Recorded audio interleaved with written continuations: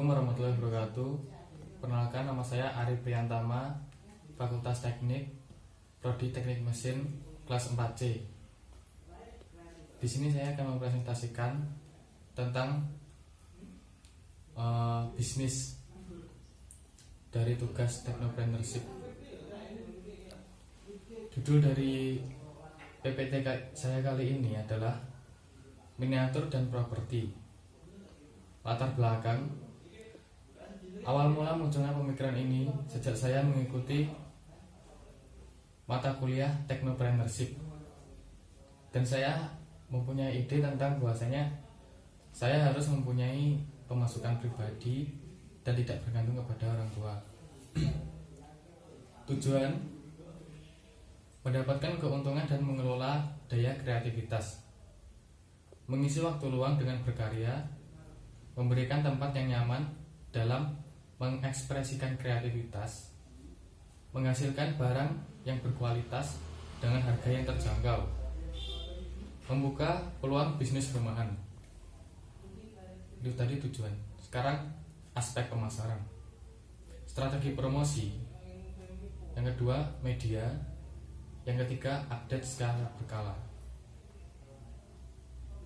Untuk strategi promosi, yaitu memperkenalkan produk atau jasa kepada masyarakat. Yang kedua, mendapatkan image yang baik di mata konsumen. Yang ketiga, menyediakan produk yang berkualitas. Jadi dalam ini strategi promosian, kita mengiklankan atau menawarkan barang kepada masyarakat agar lebih dikenal. Nah, tentu saja dengan etika-etika pada masyarakat, sehingga pandangan masyarakat terhadap kita itu terkesan baik. Kemudian media. Untuk media pemasarannya sendiri, kita menggunakan brosur, pemasaran secara online melalui all-shop, dan membuat forum atau permintaan dari pesanan pelanggan. Nah, di sini saya memanfaatkan media untuk memasarkan produk saya ini. Mungkin dari brosur bisa ditempel-tempelkan di jalan, sedangkan di zaman sekarang ini teknologi sudah berkembang sangat pesat. Jadi memanfaatkan teknologi adalah hal yang penting untuk memutar otak, sehingga bisa menambah channel. Selanjutnya, update secara berkala untuk meninjau perkembangan pasar dan memenuhi kebutuhan konsumen. Setelah itu, analisis SWOT, strength atau kekuatan, weakness atau kelemahan, opportunity atau peluang, threat atau ancaman.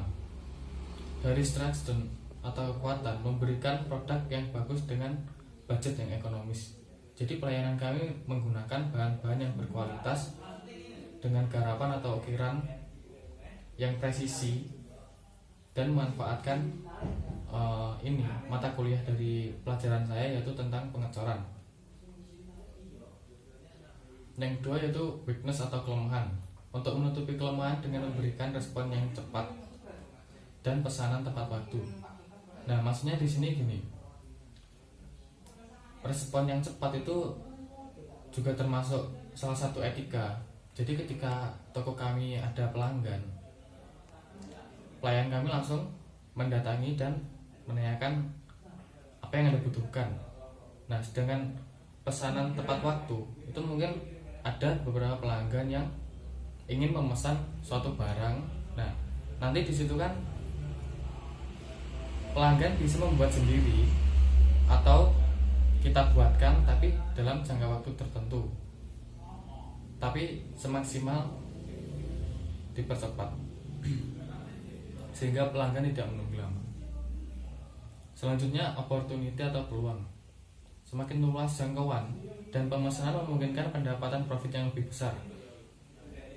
Nah, di sini seperti pemasaran tadi, jadi semakin luas channel, maka produk atau barang yang kami jual semakin banyak pemesannya, dan bisa mendapatkan modal balik yang besar juga. Selanjutnya adalah threat, ancaman. Semakin banyak pesaing dalam bidang miniatur, pastinya harus memutar otak untuk menemukan inovasi baru dengan update tren kekinian dengan barang yang berkualitas dan pelayanan yang memuaskan. Nah, jadi semakin kesini itu kayak nggak cuma saya doang yang ini memasarkan produk seperti ini, tetapi juga banyak orang di luar sana. Nah, bagaimana cara kita bisa mengimbangi pemasaran produk yang ada di luar sana, yaitu dengan menemukan inovasi baru seperti miniatur budaya, reok dan sebagainya, atau mungkin membuat miniatur dari beberapa negara seperti Menara Eiffel dan lain-lain. Selanjutnya, produk atau usaha penjualan. Yang pertama, miniatur patung atau logo. Yang kedua, gantungan kunci. Yang ketiga, gelang dan aksesoris lainnya. Promosi. Buat nama toko semenarik mungkin. Yang kedua, promosi di media sosial. Yang ketiga, bekerja sama dengan komunitas. Saya jelaskan yang pertama, membuat nama toko semenarik mungkin.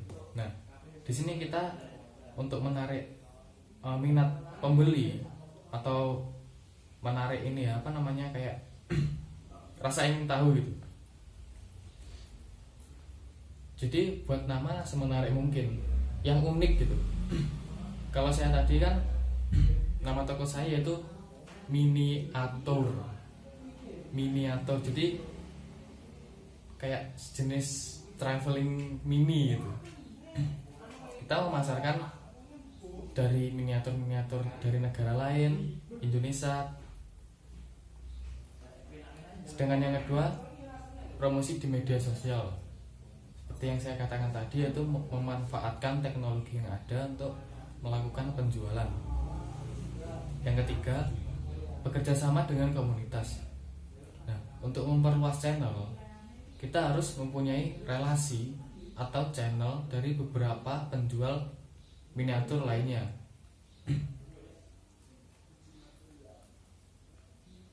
Selanjutnya, kebutuhan operasional. Pertama, menyediakan tempat yang nyaman untuk pelanggan. Yang kedua, penataan tempat yang strategis. Yang ketiga, menyediakan gudang bahan mentah seperti kayu, aluminium, dan perak yang nantinya itu dijadikan produk miniatur atau properti ya. Modal yang harus disediakan adalah 40 juta.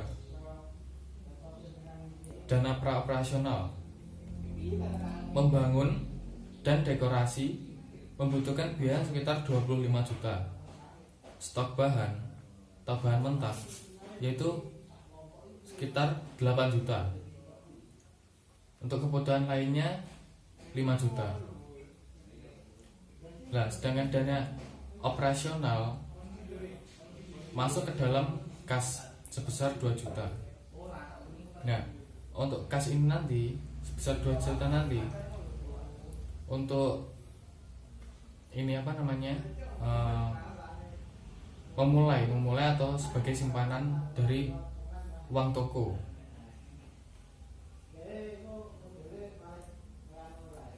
Mungkin hanya itu yang bisa saya presentasikan. Jika ada kurang lebihnya saya mohon maaf. Billahi fisabilil haq, wassalamualaikum warahmatullahi wabarakatuh.